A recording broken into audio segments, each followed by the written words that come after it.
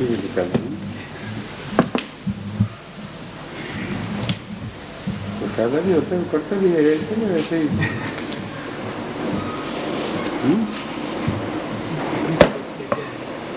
क्या? शौकिया।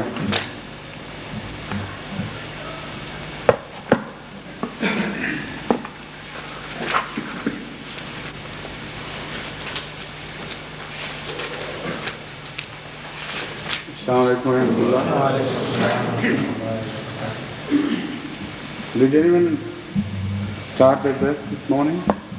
The dress which is being done on daily basis, huh? From Monday. From Monday? I see. Today is the first day. I see. So will you be able to cover the whole of the Holy Quran in 30 days? Only first 4 parts. Only first 4 parts. 4 rukus each day. And for how many days will Mustafa Sabit give this, inshallah? 5 days. 5 days? Starting? Last 5 days. Last 5 days. Who else? Maulid Krim Sab Sharma. Yes. Islam Javed Sahib. Yes. Darsul Sabangwi. Dr. Mujibullah Khan. Muniruddin Shams. And myself. Very good. And when is your dress? Before Mustafa Sabit Sahib. 5 days before. Just 5 days. So there are 6 in all, yes. And they will deliver the dress for 5 days each. Is that right? Not all of them. Some for 3 days, some for 2 days, some for 5 days. So there are more than 6 then? 5 days and 6 people for 20 days. Plus 10 days is I see. We are leaving on Saturday and Sunday. That is for Zuhr. Right. So 20 days. That will be left out altogether. Yes. That's fine. That's right. أعوذ بالله من الشيطان الرجيم بسم الله الرحمن الرحيم الحمد لله رب العالمين الرحمن الرحيم مالك يوم الدين إياك نعبد وإياك نستعين اهدنا الصراط المستقيم صراط الذين أنعمت عليهم غير المغضوب عليهم ولا الضالين.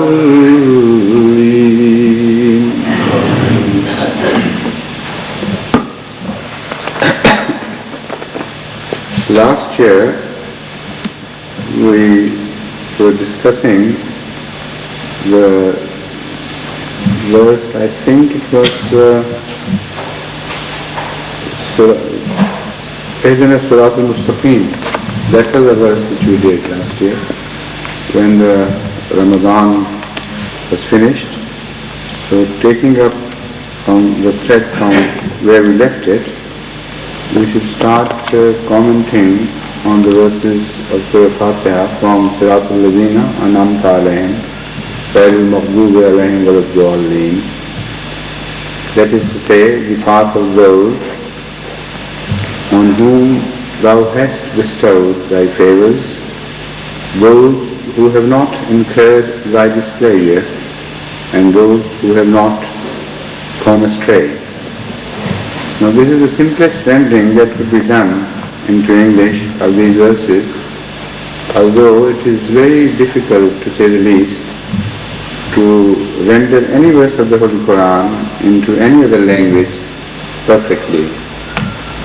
Particularly Surah Fatiha poses a very great challenge, because that being the mother of the whole Quran, that is containing all the seeds of the making of the Quran in this small space, obviously the words used are of such nature that they can be translated diversely in so many ways. You just change the angle and they would appear to you in carrying a different meaning altogether.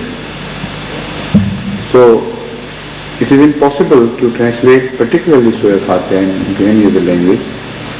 So they're just representative I mean, they're just, simple renderings giving you an idea of what this surah may mean, among so many other things. So this anamta alayhim is a word which should be looked at in greater detail in the context of the Quranic explanations. So I collected all the verses where anamta alayhim had been used in the Holy Quran, and the list grew larger and larger, and the pile went on thickening and thickening until it is not all that I have brought here. A great part of it I have already left. So when I started relating each verse in a specific position to Surah Fatiha, then so many other windows were opened. It is impossible to sort of cover every aspect of this commentary, this particular aspect of the commentary in detail. It's impossible, because as I told you, it was not just a new region which was opened up, but a sort of new universe to which you can enter and roam about, spending all your life visualizing the beauties of the Holy Quran as unfolded in Surah Fatiha, and window after window you can peep into a new universe. And when I say that, I mean it. Although apparently when you read the verse you don't realize what might be in store for you. But if you if you examine it with more detail, with application of mind, then you begin to see other things appearing behind the scenes. But as I told you, it is impossible for me to go into it in detail, apart from other things. There is one verse of the Holy Quran which I have chosen to demonstrate to you what I mean. The Holy Quran tells us, وَآتَاكُم مِّن كُلِّ مَا سَأَلْتُمُوهُ وَإِن تَعُدُّوا نِعْمَةَ اللَّهِ لَا تُحْصُوهَا إِنَّ الْإِنسَانَ لَظَلُومٌ كَفَّارٌ.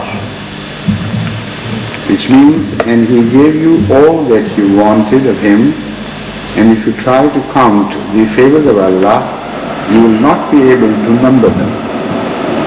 Verily, man is very unjust, very ungrateful. The word favor is word inam, anamta alayhim, has been translated as favors you show to you. So when the Holy Quran itself says that you can't even count them, how is it possible for anyone to encompass the whole meaning of every word which one counts? While one even is unable to count the number of the graces which Allah has shown to us, the favors which He has showered upon us. So in light of this, when you read the Holy Quran, you come to realize that everything which has been created by God has been shown as a favor. Nothing is a disfavor. Everything is a favor. So this anamta alayhim has a direct relationship with Alhamdulillah Rabbil Alameen. Rububiyyat can be looked at from a different angle as inam. But in that case, whether it will be considered as inam or something else would be decided by our